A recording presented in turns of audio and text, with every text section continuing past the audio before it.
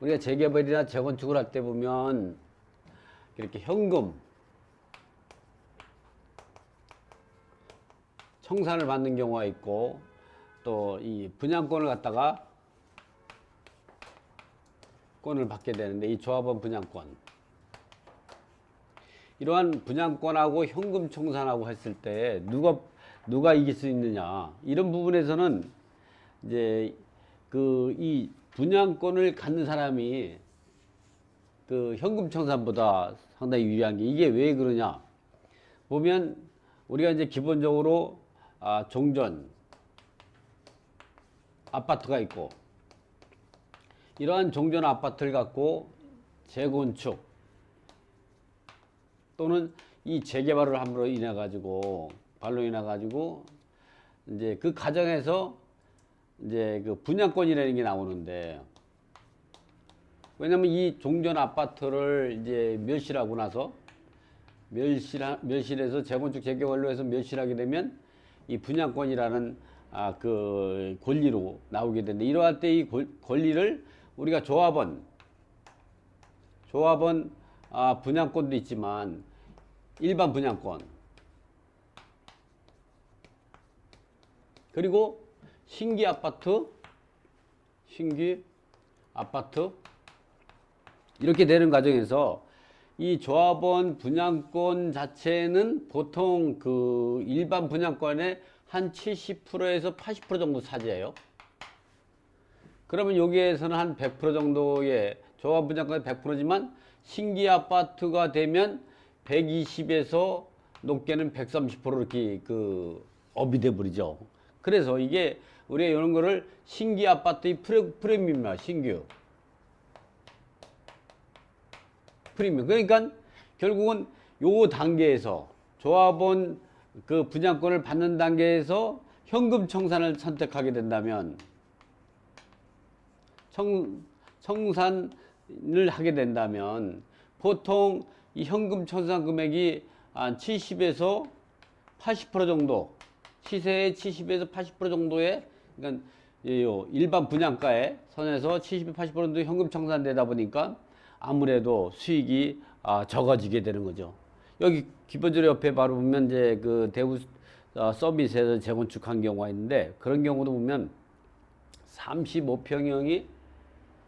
35평형을 갖다가 그 분양을 이제 그 했는데, 이때에 현금 청산을 갖다 받은 사람이 얼마냐면 한 10억 3천에서 10억 5천 정도 됐는데, 이렇게 해서 현금 청산됐단 말이에요. 2, 3개월 내 가지고 조합원 분양권 자체 시세가 얼마가 있느냐, 이 조합원 분양권이 13억에서 14억이 가버렸어. 이 3개월 만에 불교. 그래서 현금 청산 받은 사람은 왜 받았느냐, 아파트 가격이 떨어질 거라고 생각해서 현금 청산 받은 사람인데, 불과 2달, 3달이니까 뭐 한 100일 정도 되죠. 그만에 3억, 4억이 올라버린 거예요. 그래서 여기서 현금 청산 받은 사람들이 엄청 속상해하고 막 이런 거를 제가 봤거든요. 우리가 기본적으로 보면 재건축 같은 거나 재개발하면은 굉장히 오랜 걸리고, 길게는 뭐 10년씩 걸리고, 막 보통 뭐 7년에서 10년 걸리고, 어떤 건 15년까지 걸리는데 결국은 재건축 재개발을 하더라고요. 제가 이제 반포에서 살 때 여기 터미널 배 우측에 있는 LG자이하고 삼성 레미퍼시티가 재건축하는 걸 그냥 눈을 다 봤거든. 구주공고 이제 5층 이하짜리 아파트를 갖다가 그걸 언제 그 재건축하냐고 막 이랬다고. 근데 그거 다 철거하고 LG자이가 들어오고 삼성 레미퍼시티가 들어오고 막 이러더니 그 집값이 바로 그냥 뭐 20억, 지금 뭐 30억까지 막. 그 당시에는 뭐 4억, 5억 뭐 이 정도 가던 게. 그때 그걸 사가지고 묵혀놓은 사람은 그 하나 갖고 평생 직장이 돼버린 거예요. 30억이면 뭐 그냥 뭐 먹고 살죠. 그래서 이게 저는 또 옆에 사무실이 여기 있지만, 옆에 서초 대우 썸밋이라고 바로 옆에 있는 그 대우 썸밋 같은 경우도 산모 아파트 갖다 재건축한 건데, 그것도 헐기 시작해가지고 짓는데 3년 딱 걸리더라고. 그러더니 지금 얼마 가냐?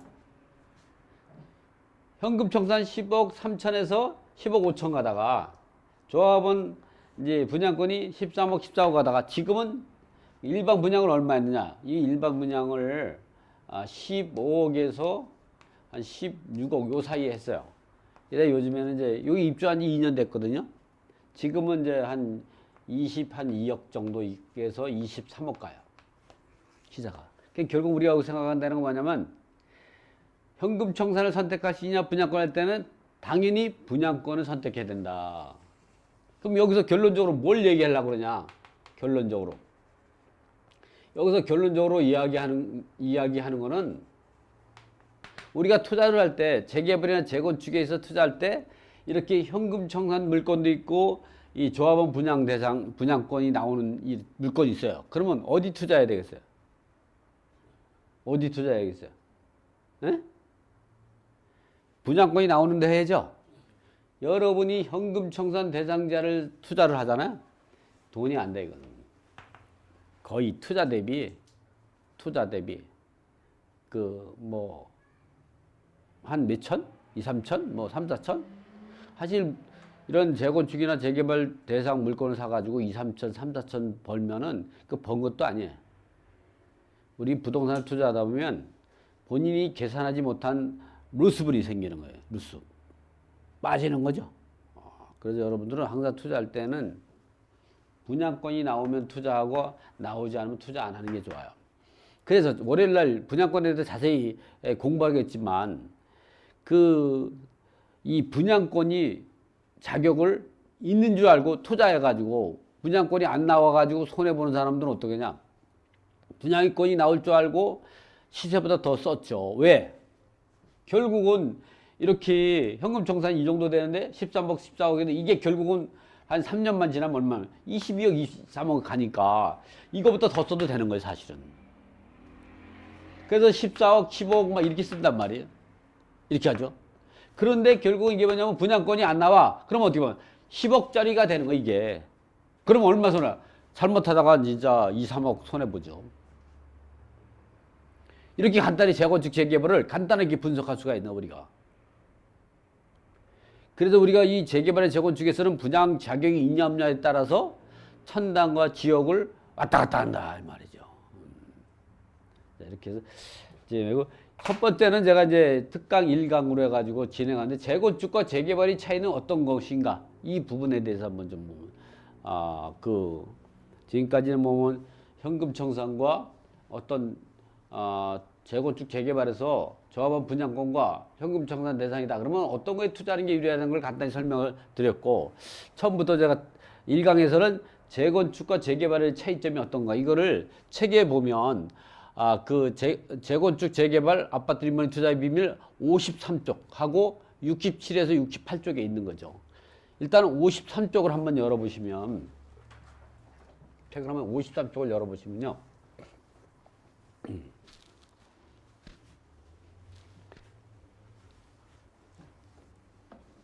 여러분들은 좀 치지만 바빠요. 왜냐면 이것도 하고 방송 틀고 막 이래야 되니까. 자, 책에 나오죠? 제가 이렇게 간단해. 그럼 우리가 재건축, 재개발의 차이점이 뭐냐? 이 재건축은 기반시설이 양호한데 하는 거예요. 그래가지고 기본적으로 있던 아파트를 갖다 헐고 하기 때문에 주변에 뭐 도로라든가 학교라든가 이런 부분들이 기본적으로 정리가 되어 있는 거죠. 그렇게 보면 재건축은 정비 기반시설이 양호하나 이 주택이 그 아파트가 노후 불량 건축물이 밀집해 있어서 이것을 헐고 주거 환경 개선하기 위해서 이거를 헐고 새로운 이렇게 기존 아파트나 연립주택 이런 것들을 공동주택 철거하고 새로운 아파트를 짓는 거죠. 이거에 반해서 이제 아파트 리모델링은 뭐냐면 기존 골조만 남겨놓고 그대로 하는 거죠. 그래서 결국 요즘에 보니까 위치가 좋고 역세권이 있는데 한 동짜리, 두 동짜리 같은 경우는 리모델링을 많이 하더라고요. 리모델링의 장점은 투자 비가 작게 들어간다는 거죠. 재건축에 보니까 들어가는 비용이 한 절반 정도 비용이면 들어가고 시간이 빠르다는 게 장점이에요. 그러나 새 아파트가 지어지게 되면 브랜드를 바꿀 수가 있죠. 그런 장점이 있어요. 그럼 이 재개발은 뭐냐? 정비 기반 시설이 아주 매우 열악해요. 어떤 거냐면 노량진이라든가 흑석동 재개발 구역 같은 데 보면 주택이 다다닥 붙어가지고 차도 못 들어가. 주차할 데도 없고, 뭐 골목길이 그냥 하고 이런 상태 되고 그 모든 것이 그냥 뭐 이제 그 열악한 그런 거죠. 그럴 때는 전부 밀어버리고 먼저 만드냐? 도로부터 만드는 거예요, 도로. 그리고 학교 만들고, 그 다음에 기반적으로 필요한 그 기반 시설을 만든 다음에, 그 다음에 거기에다가 아파트 짓는 거죠. 이런 경우가 이제 보면, 이래서 이제 재개발은 정비 기반 시설이 열악하고 이 건물이 노후 불량 건축물이 밀집한 지역에서 단독주택이 많아요. 다가구주택 같은 경우. 이 주거 환경을 개선하기 위해서 시행하는 사업으로 주로 단독주택 및 다가구주택과 같은 일반 주거지역에서 건물을 철거 후 열악한 정비 기반 시설을 먼저 정비하고 그 건물을 신축하는 단계로 진행된다.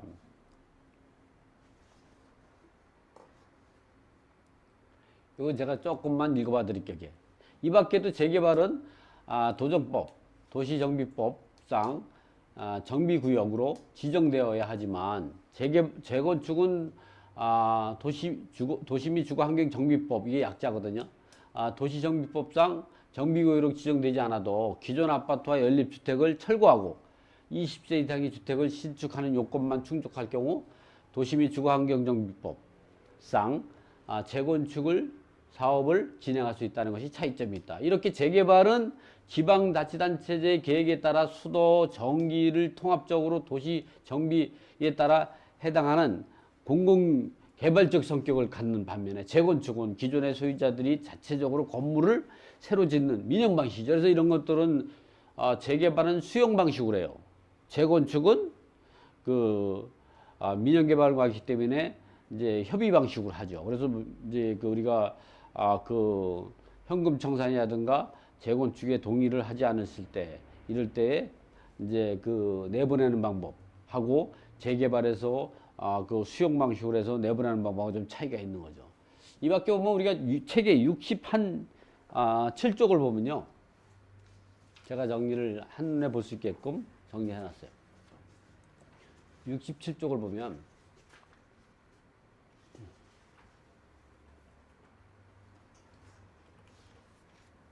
여기 있죠.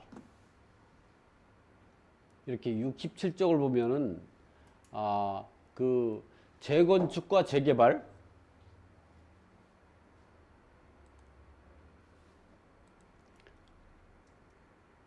재건축과 재개발의 차이점이 어떤 거냐. 이 재건축에는 안전진단을 실시한다는 게 안전진단. 이 안전진단이 상당히 어렵죠. 안전진단 통과하는 게 지금 서울시 같은 경우나 또는 국토부에서 재건축을 못하기 위해서 하는 게 법을 개정할 수는 없으니까 안전진단을 강화시키고 그 안전진단의 심사권을 본인들이 다 가지고 있으니까 재건축을 못하게 하죠.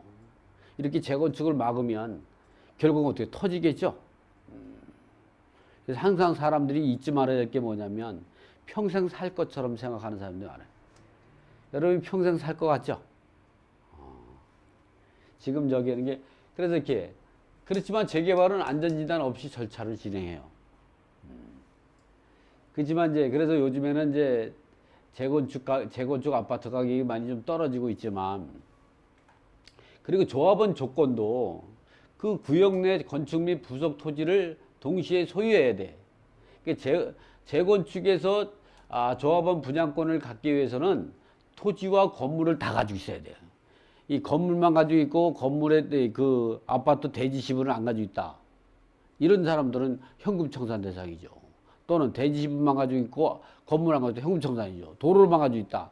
아파트 부지만 가지고 있다. 그럼 현금 청산이에요, 이거는. 그러나 여기는 재개발은 토지만 소유하거나 또는 이제 그 건물만 가지고 있다든가 지상권자에게도 분양권을 주게 된다는 거죠.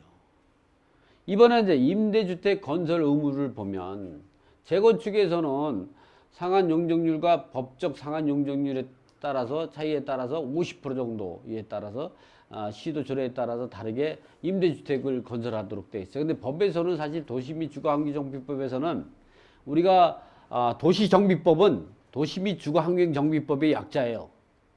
그걸 다 얘기하면 복잡한 게 약칭으로 도시정비법이라고 그래요. 제가 도시정비법이라고 얘기하면 도시 및 주거환경정비법의 약자다. 그래서 이게 여기에서는 재건축 같은 데에는 임대주택 비율이 원래 도정법에는 없어요. 근데 서울시나 시도 조례에 따라서 강제하고 있죠. 그래서 지금도 보면 서울시에서 임대주택 지으라고 막 얘기하죠. 그거 갖다 안 지으려고 해서 서울시하고 이게 싸우니까 서울시에서 뭐냐면 재건축 허가를 안 해줘요. 그러니까 법에도 없는 걸 서울시 박원순 시장이 하라고 하는 거죠. 근데 그걸 안 하면 재건축 허가를 안 되니까 울며개잡게 지금도 하고 있어요. 그래서 지금 법에는 없는 얘기예요.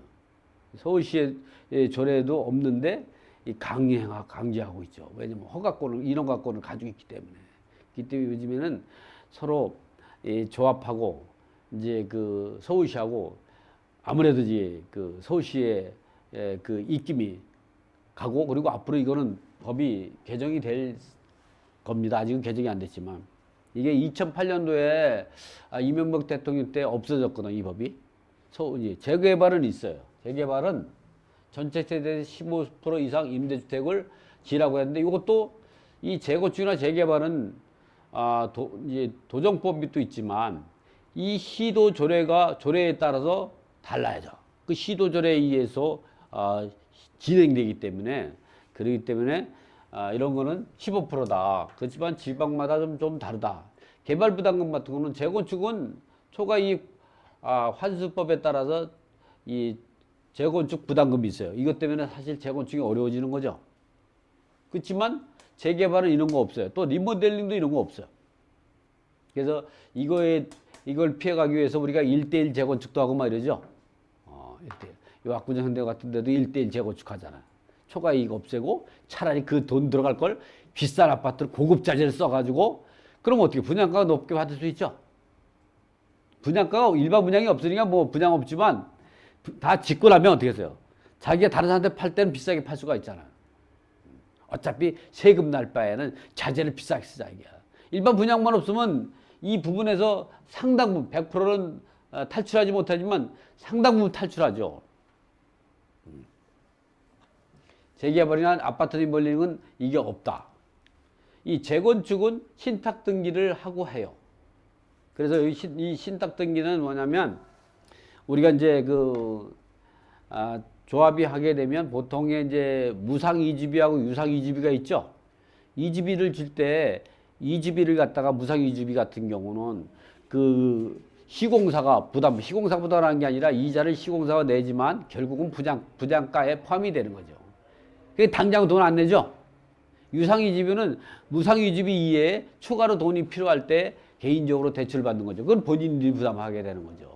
그래서 이런 경우는 신탁 등기 되기 전에 다 근저당을 설정하고 대출을 받고 이사를 가면서 신탁 등기를 하게 돼. 동시행으로 하는 거예요. 동시배송 이렇게. 그러나 재개발은 신탁 등기를 하는 경우도 있지만 거의 안 하고 이렇게 절차 없이 진행해요. 이게 특특하죠. 그래서 이 재건축 아파트 같은 경우는 이렇게 이 매매 행위가 어렵죠. 이거는 신탁 등기되고 나서는 이 거래하기가 상당히 없고, 거래하려면 신탁 등기를 다시 귀속시키고 다시 해야 되기 때문에 어려운데, 이런 경우는 계속적으로 거래할 수가 있는 거예요. 재개발은. 또 이게 재건축은 주거이전비, 영업보상비가 없어요. 재개발은 있고. 이거는 왜냐면 수용 방식으로 하기 때문에 그래요. 재개발은 없고, 재건축은 없고, 이 보상금 이렇게 주거이전비라든가 영업보상, 임차인이라든가 이런데 영업보상비 해주는 경우가 있죠. 이런 경우는 재건축 없지만 재개발은 있다는 거. 이번에 미분양 신청. 이때는 이런 분양을 신청하지 않았을 때 조합원을 매도 청구 소송, 이 정자가 아니라 매도 청구 소송을 해야 돼요. 우리가 이제 분양을 신청하지 않으면 현금 청산 대상자예요.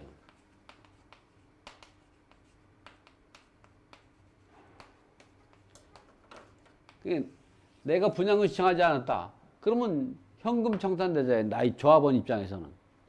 그러나 조합 입장에서는 조합원이 모여가지고 조합이 되는 거죠. 조합이 재건축을 사업 시행자예요. 조합원은 거기에 소속된, 그러니까 조합원이 된다는 건 조합원이 자기의 종전 자산을 갖다가 투자한 거예요. 투자해서 조합의 이 법인체에 이 투자해가지고 전체의 조합원 전체가 투자해서 만든 게 조합이에요. 그래서 새로운 아파트를 만들어가는 과정이거든요. 근데 현금 청산자는 그거를 포기하고 나는 그냥 그 사업에 참여하지 않고 현금으로 달라는 거죠. 그럴 때 이렇게 조합원 입장에서는 현금 청산 대상자예요. 그렇지만 조합 입장에서는 매도 청구 대상자고. 여기는 뭐냐면 여기에서는 보면 여기에서는 이 조합 입장에서는 수용 대상자죠. 수용 대상자. 이 수용 방식으로 하니까. 여기 매도 청구 같은 경우도 이건 협의에 의해서 하고 협의가 안 될 때는 매도 청구 소송을 하게 되는 거고. 어쨌든 이렇게 각자 현금 청산 대상은 조합 입장에서 볼 때, 그리고 조합 입장에서는 이렇게 매도 청구 대상이라든가 또는 이게 수용자 때 수용 대상자다 이렇게 보시면 되고, 이 미분양 신청자의 소유권 이전 단계는 어떻게 하냐? 이렇게 재건축에서 이 현금 청산을 주장을 했다. 분양 신청하지 않았다 할 때는 재건축은 현금 청산 협의를 독촉구 매도 청구 소송을 통해서 소유권을 취득하게 되는 거죠. 그러나 여기는 재건축은 수용 방식이기 때문에 수용 재결 및 보상금 공탁으로 소유권을 취득하는 게 차이가 있어요. 그 얘기를 보면 기반시설 기부 체납 같은 경우도 상대적으로 여기는 재건축은 작지만 여기는 다 헐고 하기 때문에 상당히 많아요. 이 비용이. 이 사업의 진행 같은 경우도 상대적으로 쉬워요. 재건축은. 있는 거 그대로 하니까. 그러나 재개발은 모든 것을 밀고 했기 때문에 시간이 많이 걸린다. 투자 수익 예측 같은 경우도 이런 재건축은 상대적으로 내가 얼마 정도의 수익을 볼 수 있다는 건 간단해요. 왜 그러냐면 종전 자산의 권리가액하고 분양가하고 또는 신규 아파트의 프리미엄 이런 거 계산하면 바로 나오는데, 이 재개발은 전체를 헐고 하는 거기 때문에 상당히 좀 복잡하죠. 계산하는 방법이. 예, 그런 차이점이 있다는 것.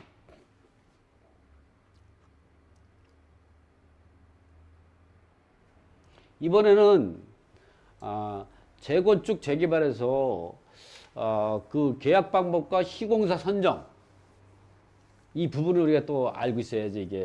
이게 왜냐면 법하고 또 이 서울시 조례하고 틀려요.